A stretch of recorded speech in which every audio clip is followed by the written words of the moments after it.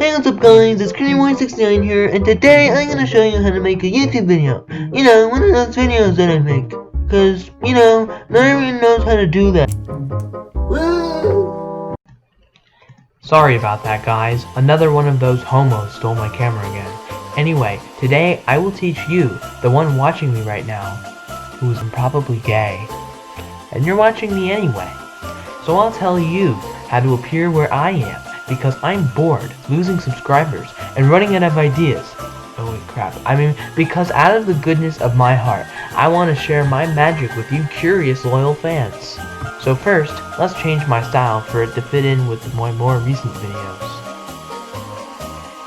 Just improve the rocking cycle, and done.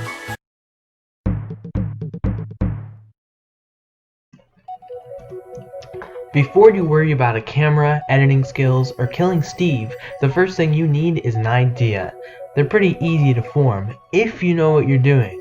The first mistake that you shouldn't do is make meme videos. I know people who make 10-second videos, reviving dead memes and not putting any effort into it.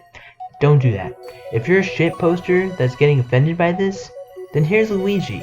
Yesterday, he was watching some shit posts on YouTube when this mysteriously happened.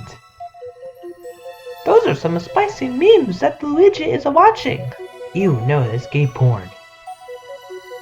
Gay Luigi. Okay, he's done with that. Now he's watching some shit posts. Those are some really spicy ass memes. What? No. Anyway, let's do the prank.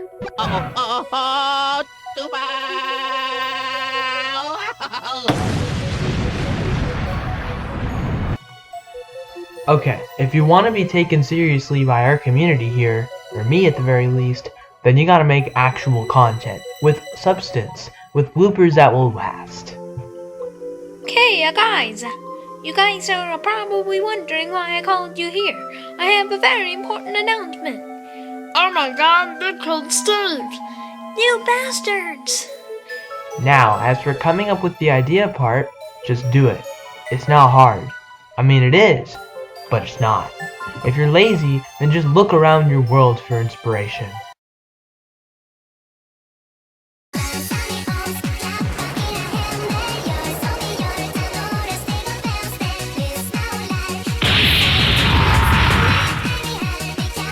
I'm fast as fuck, boy!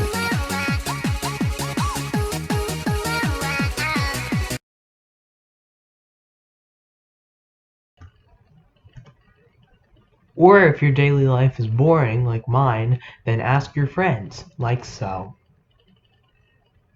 Crap. It actually helps me to write a script sometimes to organize your ideas and crap so you know that the dialogue everyone's gonna say. Who am I kidding? If your bloopers plan to be as crazy as mine usually are, then don't even bother writing dialogue. Just improvise in the editing stage and film it while you have the idea fresh in your mind. I didn't write any scripts for the entirety of these bloopers, and they turned out fine.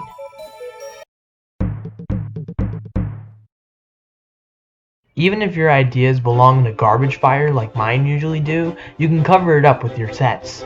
You can't make Knex bloopers without the bloopers. Crap, I mean Knex. Get Legos, Knex, whatever you want anyway. Just get sets you like and it'll be easier to come up with ideas for it.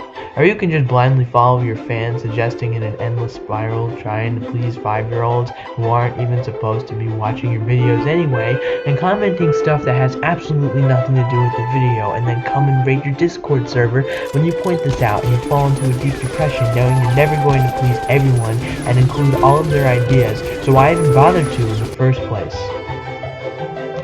Just get city and house sets, and a couple of Minecraft themed ones, and Knex sets, and you're good for at least a year. Now, which website should you use?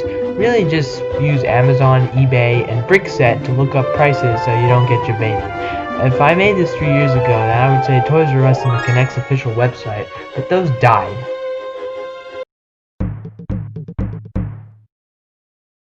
This part is optional, so feel free to skip this if you don't want to join the crowd of cool kids who made their own figures and inserted it into their videos as a means of additional self-promotion. First off, what color code do you choose? I would say join a large Mario 64 machinima community to see everyone's color codes, so you don't accidentally steal one from a big YouTuber like SMG4 or MM54321. Most of the others are pretty tiny though, so they're fair game. Here's a time lapse of me coloring a new coat on GB to keep you interested. Now, just mix and match different head and body pieces and see what works. That's the easiest option. If you're gonna color something in, you can only use black and silver, as no other colors work. Otherwise, use paint. When coloring in the figure, use a small, but not too fine, point to color the figure. Color and paint all of the area you want, and get between the arms and legs. If you make a mistake, then hopefully it'll look cool. If you do paint, then dry the parts of the figure separately and position them in a certain way so the paint doesn't drip into their faces.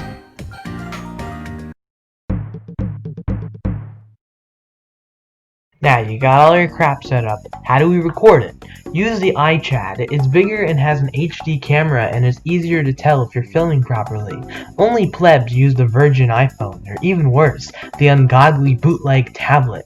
Also, get a stand so that the shot can stay consistent, and your pictures will also look less blurry. Next thing, don't use your hands. Your hands will get in the way of the video and take away from the atmosphere you're trying to create. So what do you use to lift something in the air then? You use fishing line. This piece of invisible string will become your best friend.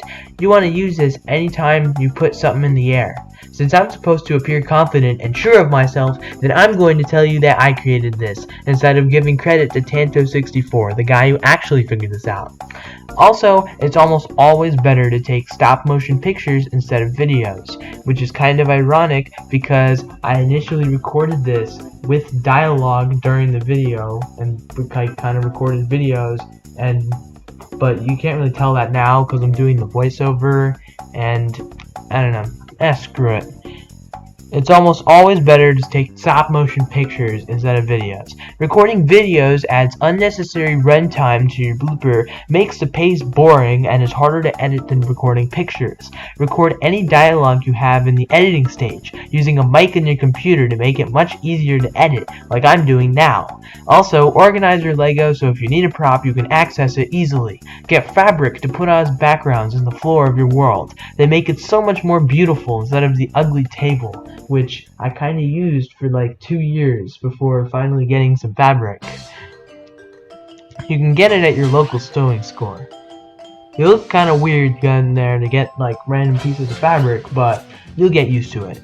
You can make successful videos. You only need the following colors. Frames. Good YouTubers like Tanto64 make as many as 15 frames per second, but that's kind of a lot, and if you're lazy, like the majority of you are, including me, then you can get away with 5 to 8 FPS. I mean, in my bloopers, I used to use 1 to 3 FPS, but kind of going back on that, that's kind of a little bit too low of a quality now.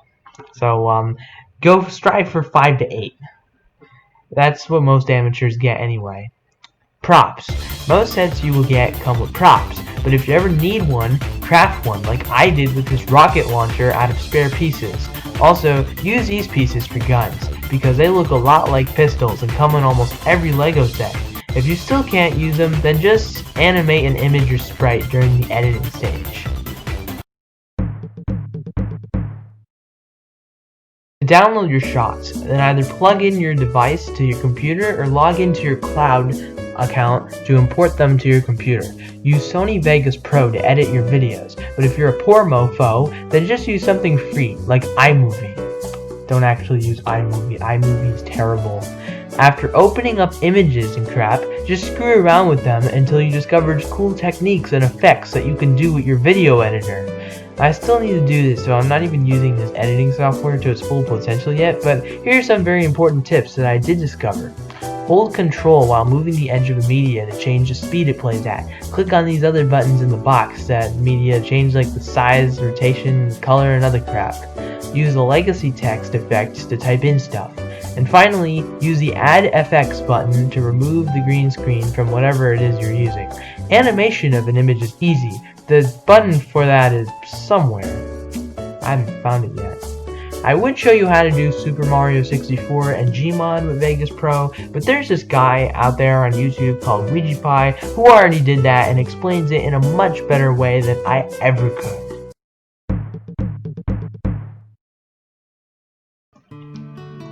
Okay, it's out. How's everyone liking it? Nani?